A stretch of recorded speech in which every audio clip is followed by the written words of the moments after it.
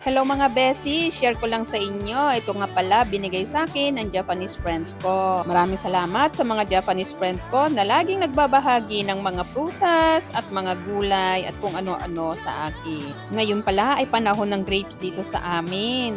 Sa panahon ng tag-init dito sa Japan, may napakasarap, seedless at malutong at kahit balat kinakain na grapes ang mascot. Parang pag-ibig na hindi mo kailangan pilitin, walang buto pero punong-puno ng tamis. Sabi nga nila, ang tunay na pagmamahal hindi mo kailangang gawing komplikado. Alam nyo ba mga besi, ang Muscat grapes kilala sa pagiging malalaki at matatamis ay unang natanim dito sa Okayama, Japan noong 1920s. At habang tumatagal ang mga magsasaka sa Japan, tulad ng mga magulang natin, naglalaan ng oras at tiyaga para mapabuti ang bawat puno, makuha ang perfect na lasa at magbigay ng prutas na walang kapantay ang saya. At sa huli, ito na nga ang grapes na kahit balat kinakain na at nagiging simbolo ng tamis at pag-aalaga.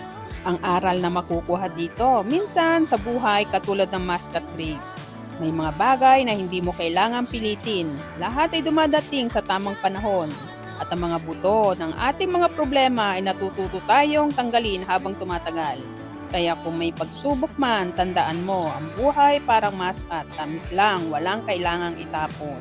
Kaya maraming salamat po sa Japan sa pagbibigay ng prutas na puno ng pagmamahal at paalala na kahit simpleng bagay may malalim na kahulugan.